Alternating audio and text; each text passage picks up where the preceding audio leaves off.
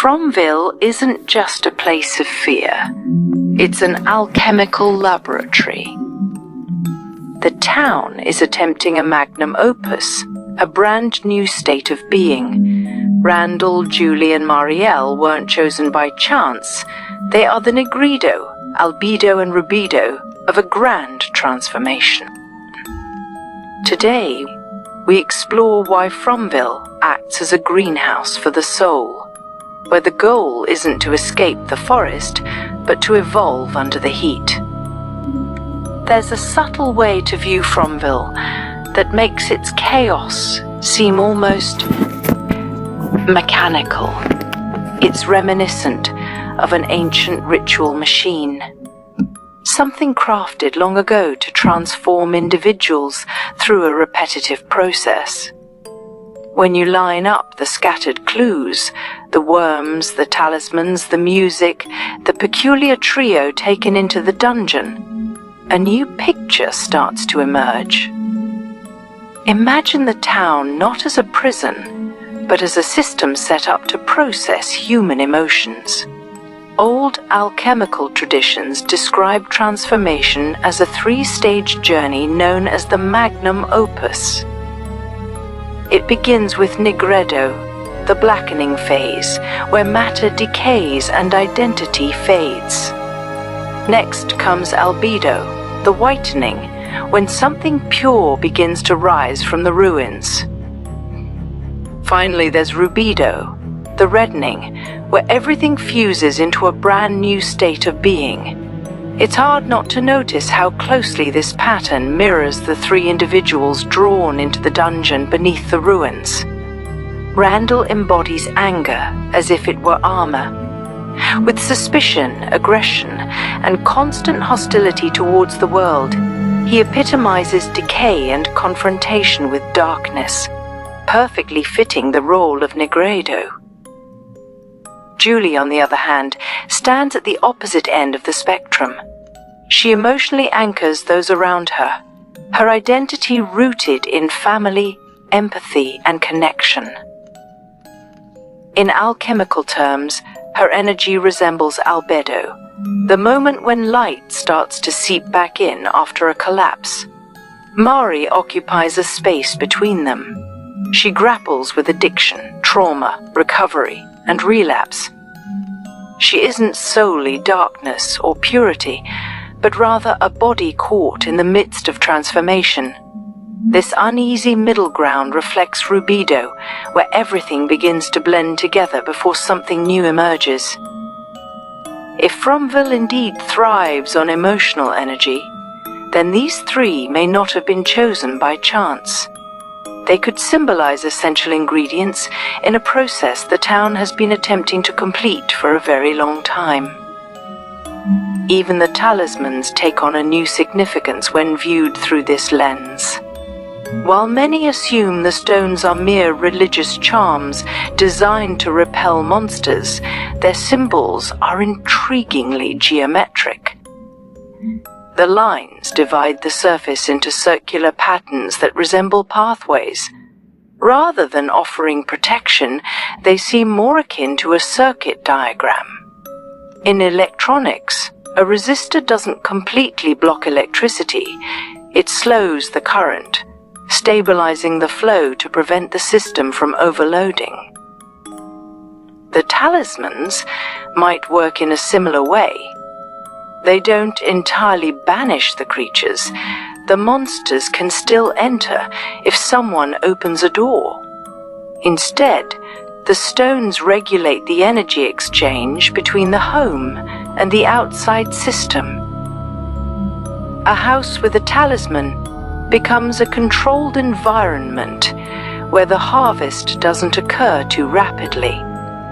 When a door swings open, the circuit breaks, resistance drops to zero, and the energy, the monsters, rushes in. In this sense, the creatures might not be predators in the traditional sense. They behave less like hunters and more like maintenance workers for a peculiar ecosystem. Just as computers run a process called defragmentation to reorganize old files and maintain storage efficiency, the monsters may serve a similar function. When humans linger in the town for too long, their emotional patterns become outdated data. A system can only hold so much data before it crashes. Humans are files.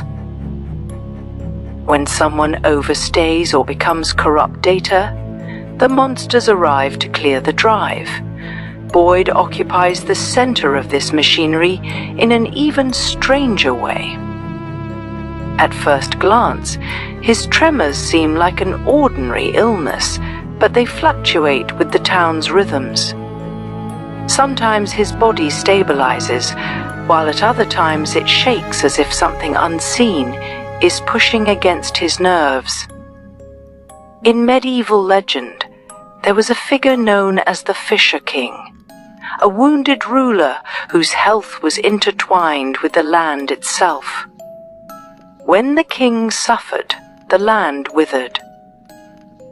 Boyd's nervous system appears to be trying to process a signal far too powerful for its organic wiring. They've patched the connections in his blood to keep him synced with the town's older, deeper frequency. Boyd resembles that myth more than one might expect.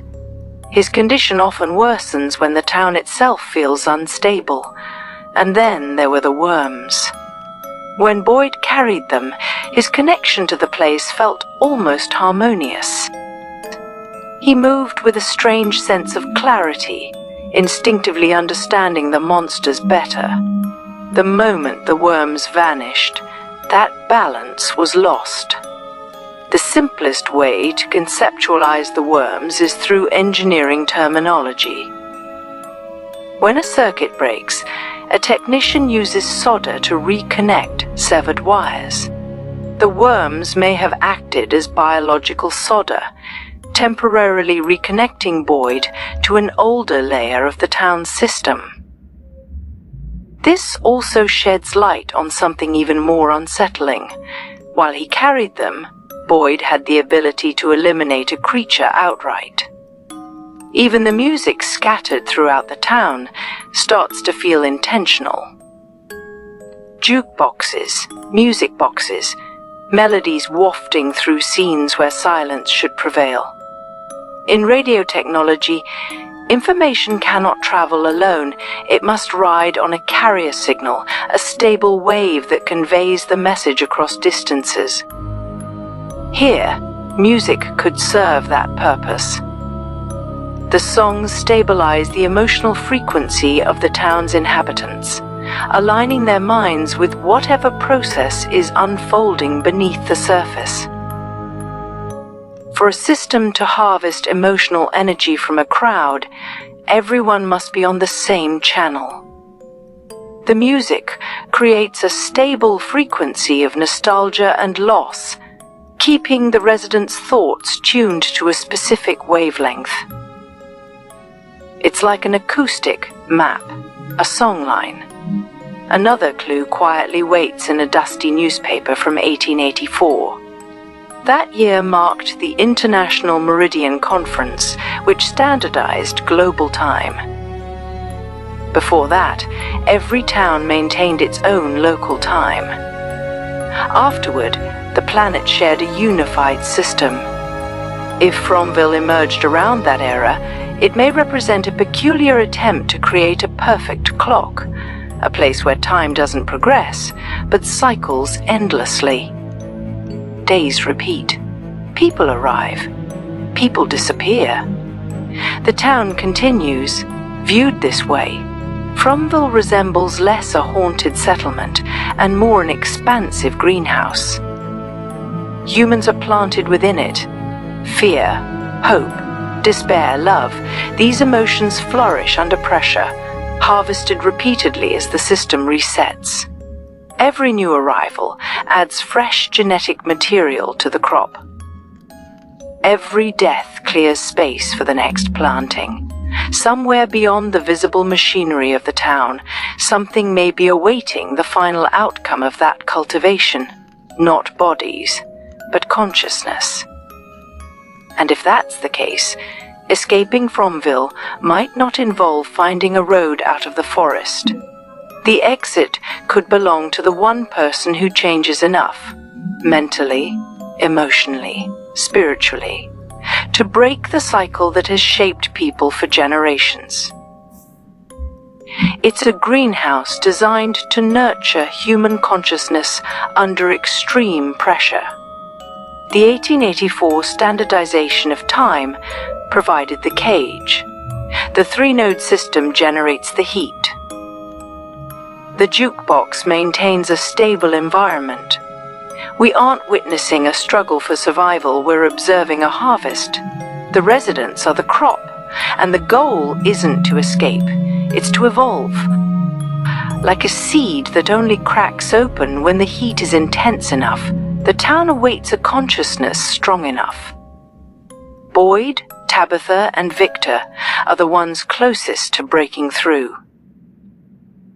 They've shifted from merely reacting to horror to engaging with the mechanics. They're no longer just survivors. They are the seeds that might finally possess the strength to dismantle the machine from within.